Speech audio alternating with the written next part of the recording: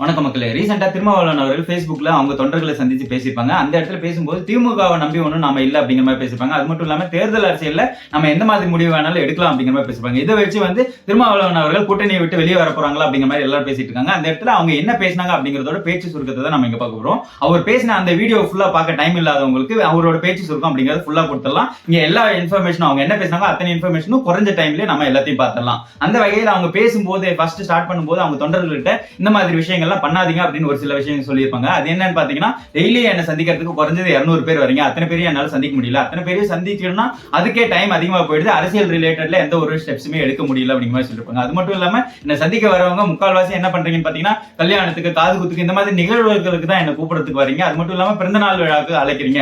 இந்த மாதிரி அழைப்பதல்கள் அது மட்டும் இல்லாம பிறந்தநாள் கொண்டாடும் போது பிறந்தநாள் கொண்டாடுறது டே டைம்ல கூட கேக் வெட்டி கொண்டாடலாம், ஆனா நைட் 12 மணிக்கு வெட்டணும் அப்படிங்கிற மாதிரியான விஷயங்கள்லாம் பண்றீங்க. இந்த மாதிரி விஷயங்கள் என்ன பண்ணுதுன்னா, முக்கியமான செயல்களை தள்ளி போட்டு அந்த செயல்களை பண்ற மாதிரி இருக்கு. சோ இந்த இடத்துல எதுக்கு முன்னுரிமை கொடுக்கணுமோ அந்த விஷயத்தை முன்னுரிமை கொடுக்க முடியாம போயிட்டு இருக்கு. சோ அதனால இந்த விஷயத்தை பண்ணாதீங்க, யாருமே வர்ற மே மந்த் யாருமே என்ன எந்த ஒரு நிகழ்வுக்கும் அழைக்காதீங்க அப்படிங்கிற மாதிரி சொல்லியிருப்பாங்க.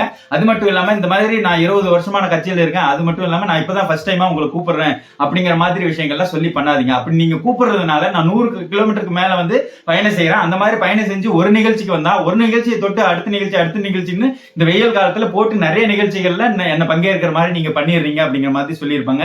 அதுக்கப்புறம் என்ன சொல்லியிருப்பாங்க அப்படின்னு பாத்தீங்கன்னா, அடுத்ததான் நம்ம என்ன பண்ண போறோம்னு பாத்தீங்கன்னா, வக்ஃப் ரிலேட்டட் வக்ஃப் திருத்த சட்டம் இருக்குல்ல, அந்த வக்ஃப் சட்ட திருத்தத்துக்கு எதிராக நம்ம ஒரு பேரணி அப்படிங்கிறது நடத்த போறோம். எப்படி சிஏஏக்கு நடத்தணுமோ அந்த மாதிரி ஒரு பேரணியை வக்ஃப் சட்ட திருத்தத்துக்கும் நம்ம கொண்டு வரணும். ஏன்னா இது ரொம்ப முக்கியம். இப்ப அரசியல் சூழ்நிலையில அரசியலை பாக்குறதும் முக்கியம் தான், அதே சமயத்துல அதை விட இது ரொம்ப முக்கியமான விஷயம். என்ன பாசிச பாஜக என்ன மாதிரியான விஷயங்கள் எடுக்கிறாங்கன்னு பாத்தீங்கன்னா, அரசியலமைப்பு சட்டத்தையே பலவீனப்படுத்தணும் அப்படிங்கிற மாதிரி நினைக்கிறாங்க. அது மட்டும் இல்லாம சிறுபான்மையினரை பலவீனப்படுத்தணும் அப்படிங்கிற மாதிரி நினைக்கிறாங்க. சோ அதனால இந்த வக்ஃப் சட்ட திருத்தத்துக்கு எதிராக நாம நடத்த போற பேரணி மிகப்பெரிய லெவல்ல இருக்கும். அதுல அனைத்து தரப்பு மக்களும் கலந்துக்கணும், அந்த மாதிரியான விஷயங்களை ஏற்பாடு பண்ணணும். ஏற்கனவே 72+ மனுக்கள் அப்படிங்கிறது கொடுக்கப்பட்டிருக்கு உச்சநீதிமன்றத்துல.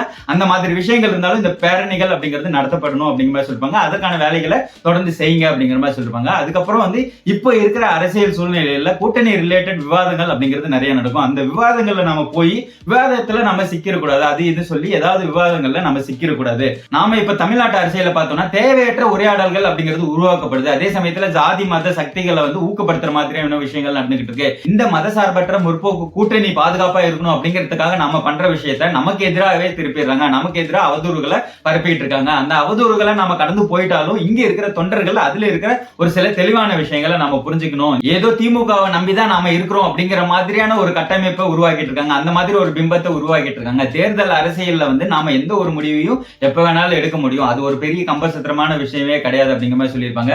அது மட்டும் இல்லாம ஒரே டைம்ல எல்லா கட்சிகளோட பேரம் பேசிக்கிட்டு அத்தனை கட்சிகளோட பேரம் பேசிக்கிட்டு எல்லா கட்சிக்கும் ஓபனா இருக்கேன், எந்த கட்சிக்கு வேணா வருவேன் அப்படிங்கிற மாதிரி சொல்லிட்டு இருக்கிற கட்சி நம்ம கிடையாது. இந்த கூட்டணி அமைக்கிறது பெரிய ராஜதந்திரம் எல்லாம் கிடையாது, அது சந்தர்ப்பவாத அரசியல். அந்த மாதிரி அரசியலை நம்ம முன்னெடுக்கல, அந்த மாதிரி அரசியல்ல ஈடுபாடா நாம இல்ல. அது மட்டும் இல்லாம எந்த ஒரு எதிர்பார்ப்பும் இல்லாம எந்த ஒரு நிபந்தனையும் இல்லாம ஒரு கூட்டணியில தொடரும் அப்படின்னா அதுக்கு ஒரு துணிச்சல் வேணும், அதுக்கு ஒரு தெளிவு தொலைநோக்கு பார்வை அப்படிங்கிறது வேணும் அப்படிங்கிற மாதிரி சொல்லியிருப்பாங்க. இந்த இடத்துல இதெல்லாம் புரிஞ்சிக்காம தான் வாய் புளித்ததோ மாங்காய் புளித்ததோ அப்படிங்கிற மாதிரி அவதூறுகளை பரப்பிக்கிட்டு இருக்காங்க. இந்த இடத்துல யார் என்ன சொன்னாலும் சரி, எதை சொன்னாலும் சரி, அதுக்கு எதிர்வினை ஆற்றம் அப்படிங்கிற மாதிரி விஷயத்தை பண்றாங்கன்னு போயிட்டு அந்த விவாதங்கள்லயோ அந்த மாதிரி சிச்சுவேஷன்ல போய் நாம மாட்டிக்க கூடாது அப்படிங்கிற மாதிரி சொல்லியிருப்பாங்க. விடுதலை சிறுத்தை கட்சி மத்த கட்சி மாதிரி இல்ல, மத்த கட்சிகளுக்கு எல்லாம் முன்னுதாரணமா தான் இருந்துகிட்டு இருக்கு அப்படிங்கறத காலங்காலமா இது சொல்லிக்கிட்டே தான் வருது அப்படிங்கிற மாதிரி சொல்லியிருப்பாங்க. அது மட்டும் இல்லாம அரசியல் ரிலேட்டட் விவாதங்கள்ல கலந்துக்கிறவங்க கண்டிப்பா தலைமை என்ன மாதிரி முடிவு எடுத்துக்கிட்டு இருக்காங்க, தலைமை எந்த மாதிரி போக்குல இருக்காங்க கூட்டணி ரிலேட்டட் அப்படிங்கறது தெரிஞ்சுக்கிட்டு அதுக்கு ரிலேட்டடா தான் பேசணும். அப்படி இல்லைன்னா எந்த ஒரு கருத்துமே சொல்லக்கூடாது அப்படிங்கிற மாதிரி சொல்லியிருப்பாங்க. அதுக்கப்புறம் இன்னும் ஒரு வருஷம் கூட இல்ல, இன்னும் ஒரு சில மாசங்கள்லயே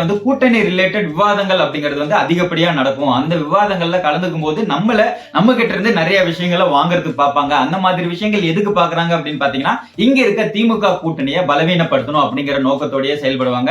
இந்த இடத்துல நாம மாட்டிக்க கூடாது, நம்ம ஏதாவது ஒரு கருத்து சொல்லி அதுல போய் நாம மாட்டிக்கிற மாதிரியான சிச்சுவேஷன் இருக்கக்கூடாது, இந்த இடத்துல தெளிவா நாம இருக்கணும் அப்படிங்கிற மாதிரி சொல்லிருப்பாங்க. அதாவது திமுக அப்படிங்கிற கட்சிக்கு எதிராக நமக்கு இருக்கிற முரண் அப்படிங்கிறது வேற, அவங்க கூட நாம ஃபாலோ பண்ற கூட்டணி யுக்தி அப்படிங்கிறது வேற. அதே சமயத்துல ஆளுங்கட்சி கிட்ட நாம கேட்கிற கோரிக்கைகள் அப்படிங்கிறது வேற, அவங்க கூட இருக்கிற கூட்டணி உறவு அப்படிங்கிறது வேற. இந்த டிஃபரன்ஸ் கிளியரா புரிஞ்சுக்கணும். இதை தெளிவா புரிஞ்சுக்கிட்டு தான் நம்ம ஃபர்தரா செயல்படணும். இந்த இடத்துல எச்சரிக்கையாவும் இருக்கணும், கவனமாவும் இருக்கணும் அப்படிங்கிற மாதிரி சொல்லியிருப்பாங்க. அதுக்கப்புறம் பேசும்போது நாம மாநில கட்சியா அங்கீகரிக்கப்பட்டிருக்கோம், அதனால 38 மாவட்டங்களுக்கும் பூத் லெவல் ஏஜென்ட் அப்படிங்கிற ஒருத்தரை நம்ம நியமிக்கணும். அதுக்கு 38 பேரை நம்ம நியமிச்சிருக்கோம். அந்த 38 பேருக்கு எலெக்ஷன் கமிஷன் ட்ரைனிங் கொடுப்பாங்க. அதுக்கப்புறம் பூத் பூத் லெவல் ஏஜென்ட் 2 அப்படிங்கிறது உருவாக்கணும். ஃபர்ஸ்ட் சொன்னது பூத் லெவல் ஏஜென்ட் 1 BLA 1 அப்படிங்கிறது, அடுத்தது பூத் லெவல் ஏஜென்ட் 2 அப்படிங்கிறது உருவாக்கணும். அந்த 2 அப்படின்னு இருக்கவங்களுக்கு வந்து இந்த பூத் லெவல் ஏஜென்ட் 1 அப்படிங்கிறவங்க ட்ரைனிங் கொடுப்பாங்க. இந்த மாதிரி விஷயங்கள்லாம் ஃபர்தரா பண்ணணும். அதுக்கப்புறம் இந்த வர்க் சட்ட திருத்தத்துக்கு எதிராக இருக்கிற அந்த பேரணி அப்படிங்கிறது மே எண்டுக்குள்ள நம்ம பண்ற மாதிரி இருக்கு. அந்த மாதிரி பேரணி முடிச்சதுக்கு அப்புறம் தமிழ்நாடு ஃபுல்லா சுற்றுப்பயணம் போலான்னு இருக்கு. அந்த சுற்றுப்பயணம் போறதுக்கு வந்து அதுக்கான வேலைப்பாடுகளை இப்பயே நீங்க தொடங்கிருங்க அப்படிங்கிற மாதிரி சொல்லியிருப்பாங்க. இந்த இடத்துல திருமாவளவன் அவர்கள் சொல்ல வந்தது என்னன்னு பாத்தீங்கன்னா, திமுக கூட்டணியிலே தான் தொடர போறோம், ஆனா அங்க தொடரணும் அப்படிங்கிறது வந்து வற்புறுத்தி நாம அங்க இருக்கல அப்படிங்கிற மீனிங்ல தான் சொல்லியிருப்பாங்க. அதே சமயத்துல எந்த நேரத்துல வேணாலும் வெளியே போகலாம் அந்த மாதிரி சிச்சுவேஷனையும் அவங்க கிரியேட் பண்ணிருக்காங்க. இந்த விஷயத்தை திரும்ப மீடியாஸ் வந்து திரும்ப அவங்க क्वेश्चन கேட்கும்போது அதே தான் சொல்லியிருப்பாங்க. அதாவது பாஜக பாமக கூட தான் கூட்டணி வைக்க மாட்டோம், அவங்க கூட்டணி வச்சிருக்கிற எந்த கட்சி கூடயும் கூட்டணி வைக்க மாட்டோமே தவிர மத்தபடி நாங்க எங்க வேணாலும் கூட்டணி வைப்போம் அப்படிங்கிற மாதிரி தான் சொல்லியிருப்பாங்க. அதைத்தான் வலியுறுத்தி தேர்தல் அரசியல்ல நாங்க யார் கூட வேணாலும் கூட்டணி வைப்போம் அப்படிங்கறத வலியுறுத்தி தான் தொண்டர்கள்ட்ட பேசியிருப்பேன் அப்படிங்கிற மாதிரி சொல்லியிருப்பாங்க. இந்த இடத்துல நீங்க என்ன நினைக்கிறீங்க? திருமாவளவன் அவர்கள் திமுகவிலே கண்டினியூ ஆவாங்க அப்படின்னு நினைக்கிறீங்களா, இல்ல வெளியில வந்துருவாங்கன்னு நினைக்கிறீங்களாங்கிறத கமெண்ட்ல சொல்லுங்க. Love you all. தேங்க்யூ.